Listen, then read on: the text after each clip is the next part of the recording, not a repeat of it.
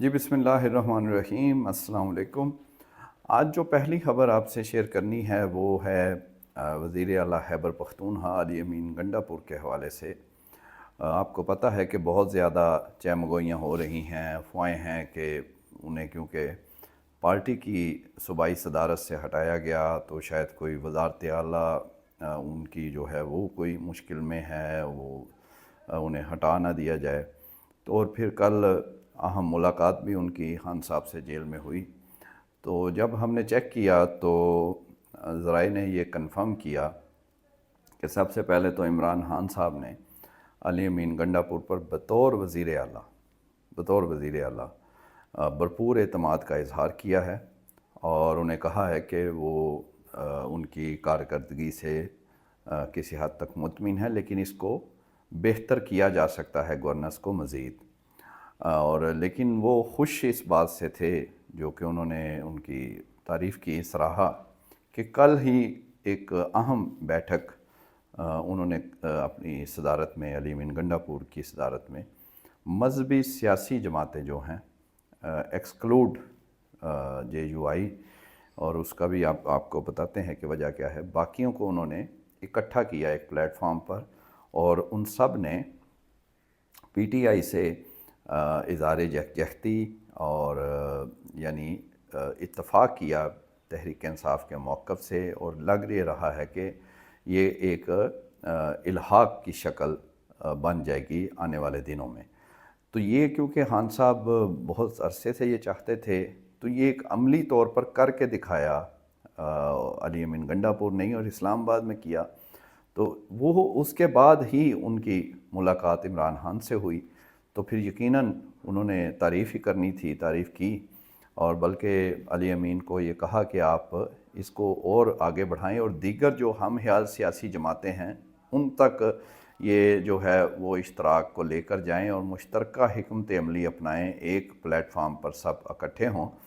क्योंकि अब आपको पता है कि मज़ाकरात से तो PTI निकल आई है जो हुकूमत के साथ थे, और उन्हें लगता था कि ये डलिंग टैक्टिक्स हैं हुकूमत की। 7 दिन दिए, उन्होंने अनाउंस नहीं किया, कोई जवाब नहीं दिया, और खान साहब ने ख़त्म कर दिया। अब आज जो मीटिंग है वो भी अब ज़ाहिर है वो नहीं, तो अब तहलीली हुकूमत की जानिब से भी कमेटियाँ ख़त्म हो जाएंगी। तो वो इसलिए अब खान साहब जो हैं वो दूसरा जो सियासी कार्ड है वो इस्तेमाल करने पे ज़्यादा उनका ज़ोर है, और वो है कि हुकूमती जमातें 2-4 जो हैं उनको एक्सक्लूड करके बाकी जितनी सियासी जमातें हैं उनको इकट्ठा किया जाए और एक मुश्तरका हिकमत अमली अपनाई जाए। अब यहाँ पर ये सवाल ज़रूर है कि इस मीटिंग में मजहबी सियासी जमात तो जमीयत उलमा इस्लाम भी हैं, मौलाना फजलुर रहमान भी हैं, उनके और भी रहनुमा, वो कोई भी आ सकता था। तो उन्हें पहली बात ये है, ख़बर ये है कि उन्हें बुलाया ही नहीं गया, और ना बुलाने की वजह भी ये थी कि ऐन वक़्त पे मौलाना जो कार्ड इस्तेमाल करते हैं कि फ़ायदा दूसरा हुकूमत को पहुँच जाता है, जैसा कि 26वीं तरमीम की मिसाल है।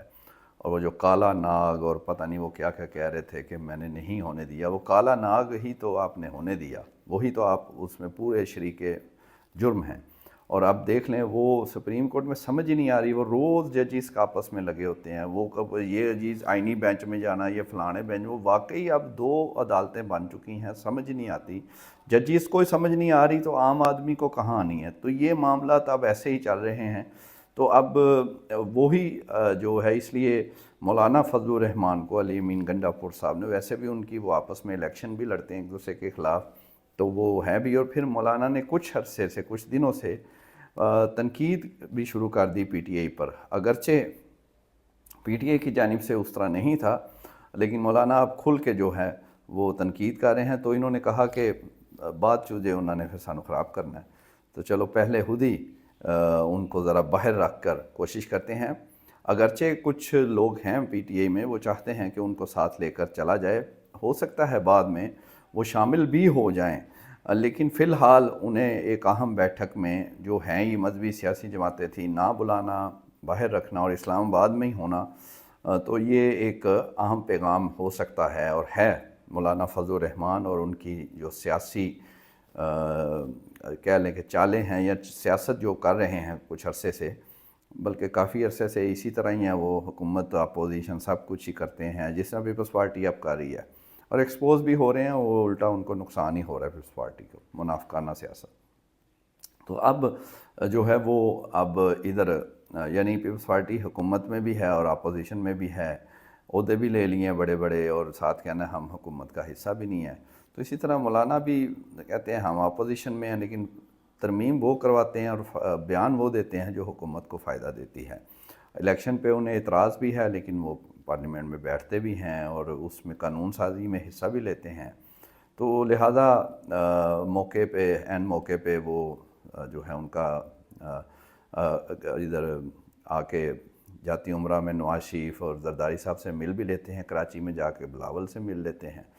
تو مولانا فضل الرحمان بھی اس طرح، اور دوسری طرف وہ کہہ رہے ہیں کہ ہم آپ کے ساتھ نہیں ہیں، ہم اپوزیشن میں ہیں۔ اور اب جو یہ اعتماد کا اظہار پہ آتے ہیں، تو اس میں جب یہ کہا خان صاحب نے کہ آپ نے اس کو اور بڑھانا ہے، تو اہم سوال یہ تھا کہ جو پارٹی صدارت سے، صوبائی صدارت سے علی امین گنڈا پور صاحب کو ہٹایا گیا، اس پہ کوئی خان صاحب نے زیادہ بات نہیں کی، اور اس میں آپ نے غور کرنا ہے کہ بنایا کس کو ہے۔ اب ایسی شخصیت کو ان کی جگہ بنایا ہے جو اتنے ایکٹیو افیکٹیو یا بڑا نام نہیں ہے پارٹی میں۔